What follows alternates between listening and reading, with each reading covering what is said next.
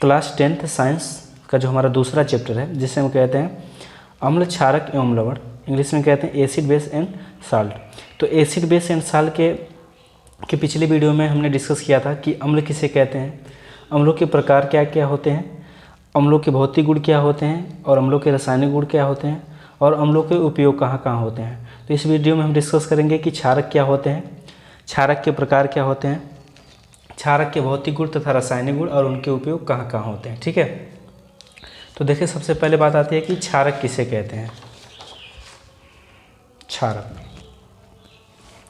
तो वी पदार्थ, क्षारक हम उस पदार्थ को कहेंगे जिनका स्वाद क्या होगा, या तो तीखा होगा या तो कड़वा होगा।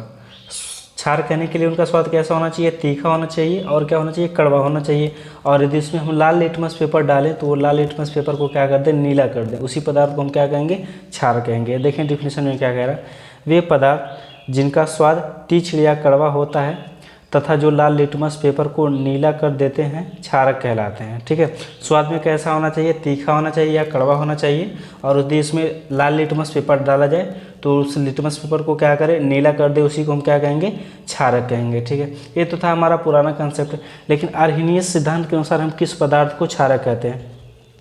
देखें हम KOH को कह रहे हैं क्षारक कह रहे हैं, तो क्यों कह रहे हैं, क्योंकि इसका यदि हम जलीय विलयन बनाएं, KOH का जलीय विलयन बनाएं तो ये टूट कर दे देता है हाइड्रोक्साइड आयन बनाता है। KOH जिसे हम पोटेशियम हाइड्रोक्साइड कहते हैं, इसका यदि हम जलीय विलयन बनाएं तो ये टूट कर क्या बनाता है, पोटेशियम हाइड्रोक्साइड आयन बनाता है। तो जो अर्हेनियस सिद्धांत के अनुसार जो पदार्थ अपने जलीय विलयन में टूटकर हाइड्रोक्साइड आयन बनाते हैं, उन्हीं को हम क्या कहते हैं, क्षारक कहते हैं। यहाँ पे देखें पोटेशियम हाइड्रोक्साइड टूटा है तो पोटेशियम आयन बनाया है और हाइड्रोक्साइड आयन बनाया है, तो हाइड्रोक्साइड आयन बनाने के नाते हम इसे क्या कहते हैं, क्षारक कहते हैं। डिफिनेशन में क्या कह रहा है, अर्हेनियस सिद्धांत के अनुसार वे पदार्थ जो जल में वियोजित होकर ऋणावेशित आयनों के रूप में, एक क्या है, ऋणावेशित आयन है, तो ऋणावेशित आयनों के रूप में केवल हाइड्रोक्साइड आयन देते हैं, क्षारक या भस्म कहलाते हैं। OH माइनस आयन को क्या कहते हैं, हाइड्रोक्साइड आयन कहते हैं। तो अर्हेनियस सिद्धांत के अनुसार हम उस पदार्थ को क्षारक कहेंगे जो क्या करे, अपने जलीय विलयन में टूटकर क्या बनाए, ऋणावेशित आयनों के रूप में केवल और केवल हाइड्रोक्साइड आयन बनाए। धनावेशित आयनों में कोई दूसरा पदार्थ हो सकता है, लेकिन ऋणावेशित में क्या होना चाहिए, केवल और केवल हाइड्रोक्साइड होना चाहिए, तो उसी पदार्थ को हम क्या कहेंगे, क्षारक कहेंगे। अब बात आती है कि क्षारकों के प्रकार की।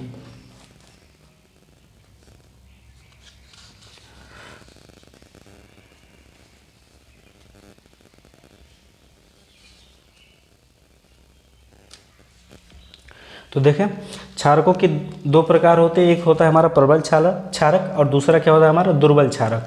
तो हम प्रबल क्षारक किस क्षारक को कहते हैं, जैसे हम पोटेशियम हाइड्रोक्साइड है, सोडियम हाइड्रोक्साइड है, बेरिलियम हाइड्रोक्साइड है, इनको हम कह रहे हैं प्रबल क्षारक। तो क्यों प्रबल क्षारक कह रहे हैं, क्योंकि इनका जब जलीय विलयन बनाया जाता है, इन सब क्षारक का, जैसे पोटेशियम हाइड्रोक्साइड हुए, सोडियम हाइड्रोक्साइड हुआ, बेरिलियम हाइड्रोक्साइड हुआ, तो ये क्या करते हैं, जल में पूरी तरह से वियोजित होकर अपना पॉजिटिव आयन अलग कर देते हैं और नेगेटिव आयन क्या कर देते हैं, अलग कर देते हैं। तो देखें पोटेशियम हाइड्रोक्साइड है, इनका जलीय विलयन बना है, तो जो पॉजिटिव आयन है पूरी तरह से अलग हो गया, और जो नेगेटिव आयन है जिसे हम क्या कह रहे हैं, हाइड्रोक्साइड आयन कह रहे हैं, ये पूरी तरह से अलग हो गया। तो इस नाते हम क्या कहते हैं, प्रबल क्षारक कहते हैं। तो जो क्षारक अपने जलीय विलयन में पूरी तरह से वियोजित करके धनावेशित आयन अलग कर दें और ऋणावेशित आयन अलग कर दें, उन्हीं को हम क्या कहेंगे, प्रबल क्षारक कहेंगे। देखें वे क्षारक जो जल में पूरी तरह से वियोजित होकर हाइड्रोक्साइड आयन देते हैं, प्रबल क्षारक कहलाते हैं, यानी कि पूरी तरह से वियोजित होना चाहिए। ठीक है, तो बात आती है कि दुर्बल क्षारक कहते हैं। तो दुर्बल क्षारक भी जल में वियोजित होते हैं, लेकिन वो पूरी तरह से क्या होते, वियोजित नहीं होते। जैसे यहाँ पे देखें पोटेशियम हाइड्रोक्साइड है, तो पूरी तरह से वियोजित हो गया, पोटेशियम आयन बनाया और हाइड्रोक्साइड आयन बनाया। इसी तरह से दुर्बल क्षारक के जो दुर्बल क्षारक होते हैं वो भी टूटते हैं, लेकिन पूरी तरह से टूट नहीं पाते हैं। तो इनके एग्जाम्पल देख लेते हैं क्या क्या है दुर्बल क्षारक में। तो दुर्बल क्षारक अपने जलीय विलयन में पूरी तरह से टूटेगा नहीं। तो ये है हमारा एल्युमिनियम हाइड्रोक्साइड, ये है अमोनियम हाइड्रोक्साइड। तो एल्युमिनियम हाइड्रोक्साइड का हमने जलीय विलयन बनाया तो Al3+ निकला और क्या निकला, 3 हाइड्रोक्साइड आयन निकला। लेकिन ये पूरी तरह से जितने भी एल्युमिनियम हाइड्रोक्साइड के पास हाइड्रोक्साइड आयन होते हैं वो पूरी तरह से अलग नहीं होते, इसलिए इनको हम क्या कहते हैं, दुर्बल क्षारक कहते हैं। अब बात आती है कि क्षारकों की भौतिक गुण।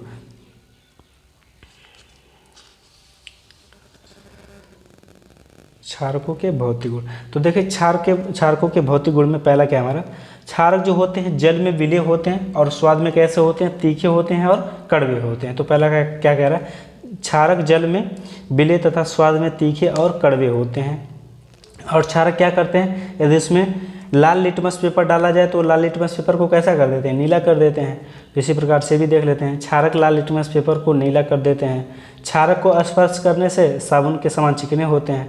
तो देखें, क्षारक को स्पर्श करने पर वे साबुन के समान चिकने होते हैं। ठीक है। और जो चौथा है हमारा भौतिक गुण क्षारक का, वो देखें, जिस तरह से अम्लों की प्रकृति संक्षारक होती है। संक्षारक का क्या मतलब होता है कि नष्ट करने वाला। संक्षारक का मतलब होता है नष्ट करने वाला। यदि किसी पदार्थ पर अम्ल गिर जाए तो वो पदार्थ धीरे धीरे नष्ट होने लगता है। उसी प्रकार से जो क्षारक की प्रवृत्ति होती है वो भी क्या होती है, संक्षारक ही होती है, लेकिन अम्लों की तुलना में क्या होती है, कम होती है, थोड़ी कम होती है। तो देखें, अम्लों के समान क्षारकों की प्रवृत्ति संक्षारक होती है, लेकिन प्रबल अम्लों के समान कम होती है। हमने देखा क्षारकों के भौतिक गुण में क्या क्या देखा। पहला तो क्षारक जल में विलीय तथा स्वाद में तीखे और कड़वे होते हैं। क्षारक लाल लिटमस पेपर को नीला कर देते हैं। क्षारक को स्पर्श करने पर साबुन के समान चिकने होते हैं। अम्लों के समान क्षारकों की प्रकृति संक्षारक होती है, लेकिन प्रबल अम्लों से कम होती है। इनकी प्रकृति संक्षारक होती है, लेकिन अम्लों से क्या होती है, कम होती है। संक्षारक मीन्स क्या होता है, नष्ट करने वाला। यदि किसी पदार्थ पर अम्ल गिर जाए तो नष्ट कर देता है उस पदार्थ को। उसी प्रकार से क्षारक भी क्या करता है, धीरे धीरे नष्ट करने लगता है उसे। अब बात आते हैं कि क्षारकों की रासायनिक गुण के बारे में। ठीक है, तो पहला हम देखते हैं क्षारकों के रासायनिक गुण में धातु के साथ अपक्रिया, यानी कि क्षारक की धातु के साथ अपक्रिया। तो हम कोई क्या कर ले रहे हैं, इधर धातु ले रहे हैं। जैसे जिंक हमारा क्या होता है, एक धातु होता है। क्षारक में हम ले रहे हैं सोडियम हाइड्रोक्साइड। ठीक है, अब हमें पता, तो ये क्या होता है, जब ये क्षारक और धातु आपस में रिएक्शन करते हैं तो क्या बनाते हैं, लवण बनाते हैं और हाइड्रोजन गैस बनाते हैं। तो यहाँ से ये बन जाता है सोडियम जिंकेट बन जाता है, जिसका फार्मूला होता है Na2ZnO। इसे क्या कहते हैं, सोडियम जिंकेट।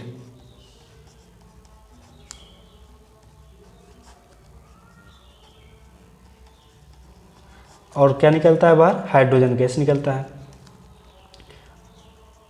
इसी तरह से जो क्षारकों की रासायनिक गुण में दूसरा है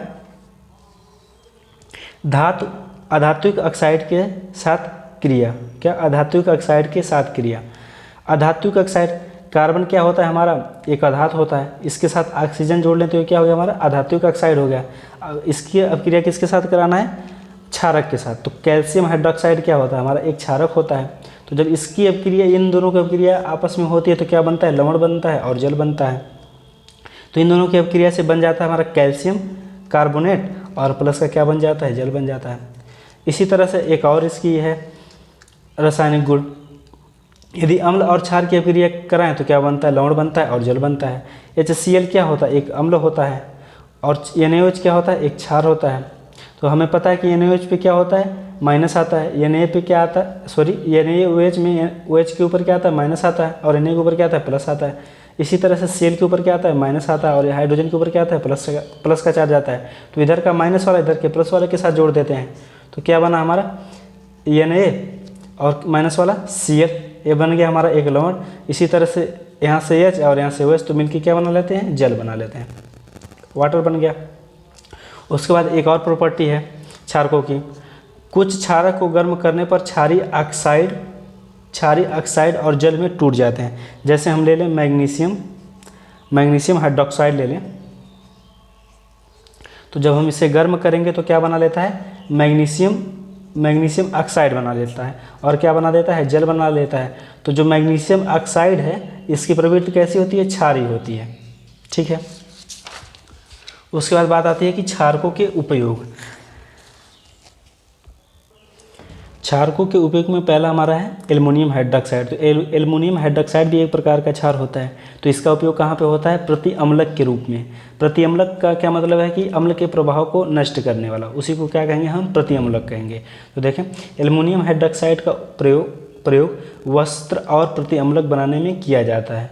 इसी तरह से अमोनियम हाइड्रोक्साइड भी हमारा एक तरह का क्षारक है। तो इसका उपयोग कहाँ पे होता है, अमोनियम हाइड्रोक्साइड का प्रयोग ब्लीचिंग एजेंट तथा अमोनियम लवण बनाने में होता है। उसका सोडियम हाइड्रोक्साइड है, तो इसका उपयोग कहाँ पे होता है? तो देखें सोडियम हाइड्रोक्साइड का प्रयोग साबुन तथा धावन पाउडर के निर्माण में किया जाता है। ये सब अभी आगे हम पढ़ेंगे, ठीक है, धावन पाउडर क्या होते हैं। उसके बाद कैल्शियम हाइड्रोक्साइड भी एक तरह का क्षारक है, तो इसका उपयोग कहाँ पे होता है? तो कैल्शियम हाइड्रोक्साइड का प्रयोग चमड़े उद्योग, खारे जल को मृदुल बनाने ब्लीचिंग पाउडर आदि में किया जाता है, ठीक है। ये कैल्शियम हाइड्रोक्साइड का उपयोग कहाँ पे होगा? खारे पानी को मीठा बनाने में और ब्लीचिंग पाउडर बनाने में किया